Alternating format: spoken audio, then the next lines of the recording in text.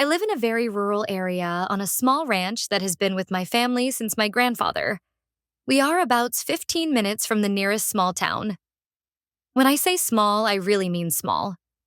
I met my wife by chance about 6 years ago when I stopped in town to pick up some groceries. She gave off a very tomboy vibe, and she just came to the area herself. She had just finished school and found that she hated city life and wanted to come back to something more familiar. I'll get to that later. I guess she saw me pull in with my pickup and some of the heavier equipment in it, and she came over and asked what sort of livestock I had. She quickly cut to the chase. She was looking for work. She had experience with livestock, and she was new to the area. It is strange in our area to have single women looking for work as a ranch hand, but she said she could prove her worth. And if I wasn't impressed, I was free to drive her back to town at the bus stop. And that'd be that. I was looking for an extra hand for the upcoming months and was considering contacting my neighbor's boys for it, but figured I'd give her a shot. Glad I did too. She has one hell of a work ethic and was proactive about everything on the ranch. I let her stay in a guest room in the main house for the first week until she had enough pay for an apartment. But within 6 months, she moved back in when we started dating. 8 months later was when we married in a small ceremony with about 20 friends and family members. The only person to show up from her family was her uncle. Uncle was a tank of man even in his older years and had a sheep farm in Northern California. Him and I talked shop a bit when he was there, and he was proud to give wife away. I could see where wife got her work ethic and knowledge of livestock from the man. There was, however, one topic that wife did not like to discuss. It was her birth parents. At first, all she would say was there was bad blood between them. Early on, that was fine. We didn't know each other yet. But after the engagement, I wanted to know more about her and know what exactly I was diving into. Her mother, the professor, worked in a college teaching a class I most likely would never attend. Her father-in-law, was as wife described, a weak man that does what the professor demands. Some of the things wife described the professor in doing sounded absurd and borderline insane. It included her trying to get wife a girlfriend in middle school, insisting the wife was a lesbian. Now, wife is a bit of a tomboy. There's no denying that, but she is also most definitely not a lesbian. There was a period where the professor wanted to live a natural lifestyle, and she asked father-in-law's brother to let them live on his farm. Within a week, the professor hated the farm and dragged them both back to the city. Wife, on the other hand, felt like she finally found something she liked and really connected with her uncle. Wife left home when she was 16 and lived with uncle until she was 18. All while she was with uncle, the professor kept threatening to drag her back. She never did. After wife turned 18, she went to school and received a 4-year degree and tried to work an office job, but found it unfulfilling. She started to take the bus and working odd jobs in rural areas, looking for something that fit what she was looking for. That was when our paths crossed. Last year around March, we started getting mail addressed to the professor and father-in-law bills and bank statements and such. I found this strange, and my wife wanted to trash it. I started marking them, return to sender and no such occupant, and dropped them right back into the mailbox. This came to a head in October when I was cleaning up the yard and a bright white SUV drove up with a U-Haul attached to it. Wife looked up and turned pale. "Oh God, it's them," she said. Out stepped a rotund woman, and a thin man that only had a passing resemblance to Uncle the professor immediately walked up to wife professor. "Well, let me have a look at you. It's been years." Wife, "Mom, what are you doing here?" "Professor, the university is doing virtual classes, and with COVID, we figured we can self-isolate at our ranch." The hour had a weird emphasis. Me, "Excuse me, but this isn't your ranch, Professor." "Oh, I'm sure we can have the ownership all cleared up." "Well, aren't you going to invite us in?" "Me, ma'am, you may be my wife's mother, but you are a stranger to me. I would rather not." The professor turned to father-in-law. "Professor, make the call." Father-in-law instantly got on the phone with the police and started spinning a tale about us not letting them into the house that they equally own with us. I couldn't believe what I was hearing and how insane it was being spun. Luckily, as I said before, it is a small town. The sheriff pulled up, and it was someone I knew for most. My life, sheriff really embodies the mindset of a small-town constable. He tries to be a peacemaker and a peacekeeper first and foremost. He also knew that this land was in my family's name for 3 generations, Sheriff. What's this? I hear about you selling half your ranch. Duke me, I didn't. These are my wife's parents, and they think they have a legal stake on my land. Professor. Not think. No, we've lived here since February. With tenant laws, that means sheriff funny. I don't remember you in town. That shut the professor right up for a second. But then she reached in her bag and pulled out a stack of letters, a lot of them the bills and bank statements with the ranch's address. Professor, then how do you explain these? Sheriff took the letters and looked at them. Sheriff, ma'am, these are all marked return to sender. The professor turned desperate. Professor, please, I haven't seen my daughter in years. I just want to make sure she's okay. Surely you can see that. He, she pointed to me, is controlling her every move. Sheriff rolled his eyes and walked over to talk to wife and I. Again, Sheriff likes to solve problems between people. And he hasn't encountered this level of crazy before, Sheriff. You might just want to invite them in for coffee. Talk for a few minutes. Wife, they are your parents. Wife, if you leave them here, you will just have to come back in 5 minutes to handle an assault. Sheriff, wife. You can't mean that, they're your family. Look, I'm just going to head up the road. Invite them in, talk to them. Wife got a bit of an angry glint in her eye. Wife, does this mean you're going to invite your cousin Aaron to Thanksgiving? Sheriff's cousin Aaron was currently serving 8 years for a multitude of felonies. Sheriff's entire family consider him the family's shame. With that statement, the look in Sheriff's eyes changed. He gave wife a look like, that bad, huh? And wife merely nodded. Sheriff turned back to the professor and father-in-law. Sheriff, all right, they don't want you here. Best you two not come back. The two protested briefly, but then piled back into the SUV and drove off with the sheriff trailing right behind to make sure they were completely off the property. This was the first time I met the professor and father-in-law, but it definitely stuck with me. The bizarre December ambush and the professor's thesis.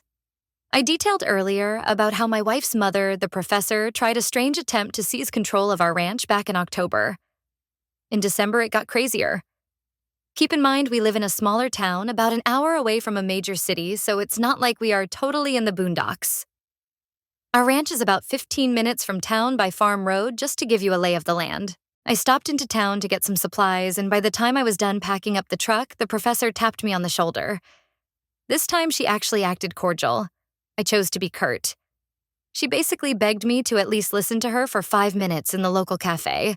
I didn't want her to create a scene on Main Street, so I agreed. We sat, and the professor talked.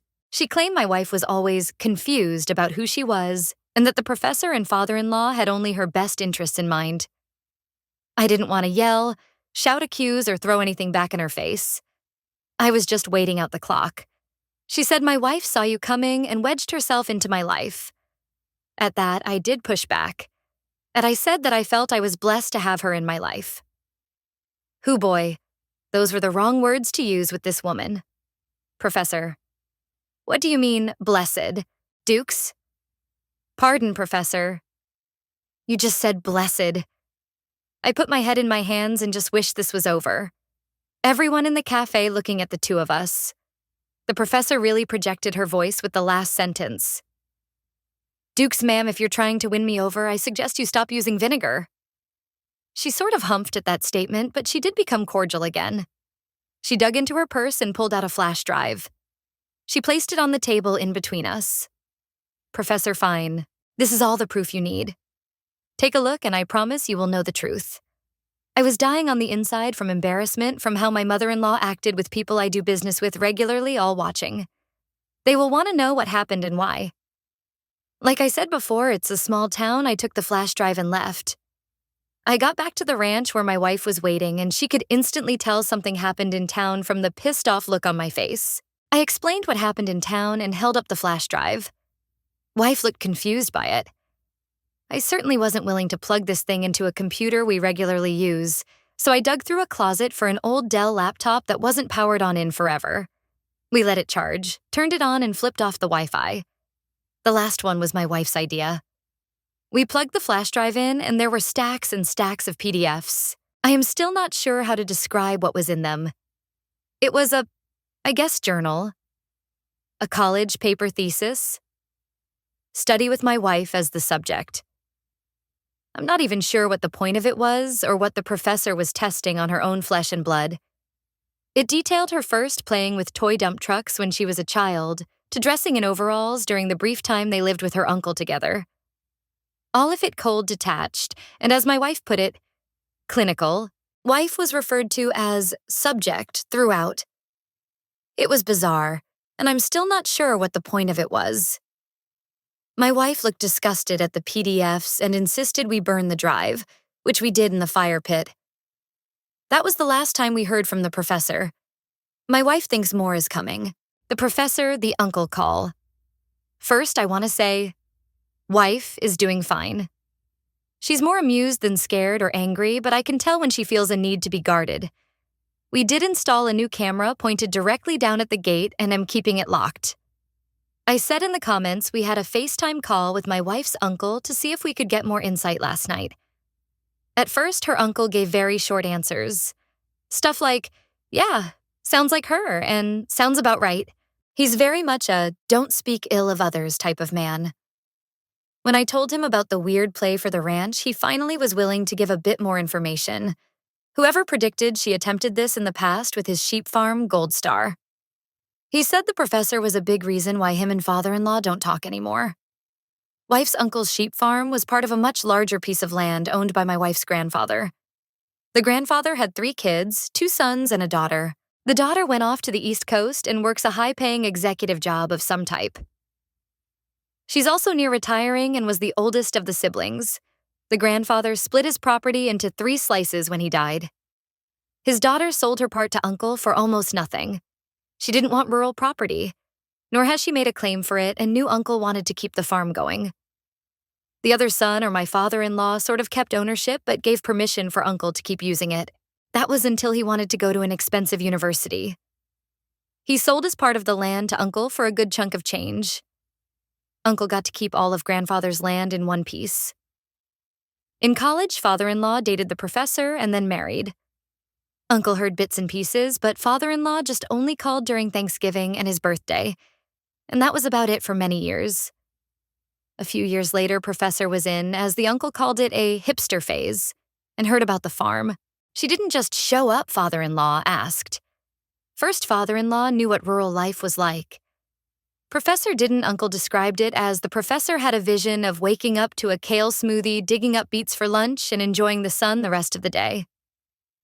If you live on a farm or a ranch, you're spoiled for choice when it comes to daily chores. Uncle's farm was primarily a sheep farm, but they had a vegetable garden and a small orchard. This meant work. Uncle was easy on the professor. She was only given a few chores, such as clipping dead vines in the garden and airing the compost. She apparently treated this like an ordeal. She nearly destroyed the tomatoes. Uncle was growing that year, and he had to redo the compost every evening. But the way she complained, you'd think she was tending the orchard and the sheep. She did not like manual labor, but she was also oddly in love with the idea of a farm.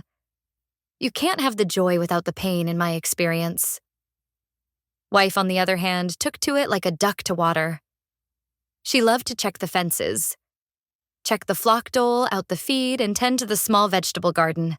Uncle said that they had a local butcher that came once in a while for a few lambs depending on price and demand. Butcher visited once during the professor's time on the farm. Butcher was a black man, which uncle didn't mind or care. Professor cared. She made a big show of greeting him, shaking his hand and talking to him in a very sing-songy, high-pitched way. Uncle found this very strange, at least strange enough to mention to us. Professor wanted the farm but didn't want to work it. She wanted to own it on paper and have the uncle and her husband work on it. She went as far as to push her husband to contest the sale he had with uncle a few years back to gain a partial ownership. This went nowhere. Of course, uncle did have to hire a lawyer, but it didn't even make it to court. Him and the rest of the family refused to talk to father-in-law after that. I was curious, so I had to know why the professor blew up at me when I said I was blessed to have wife. He chuckled a bit. Really kicked that hornet's nest, huh? He said first night the professor was staying with Uncle and his wife prepared dinner. They got to the table and Uncle was about to say grace. My wife blushed when he brought this up. Apparently, this is a very embarrassing memory for her. Professor blew up. She said something about how this family doesn't say grace. Uncle shrugged. He wanted to be accommodating and responded that she didn't have to join if she didn't want to. She tried to push it further. As long as she was in that house, there would be no saying grace. Uncle said this was the first time he was rude to the professor.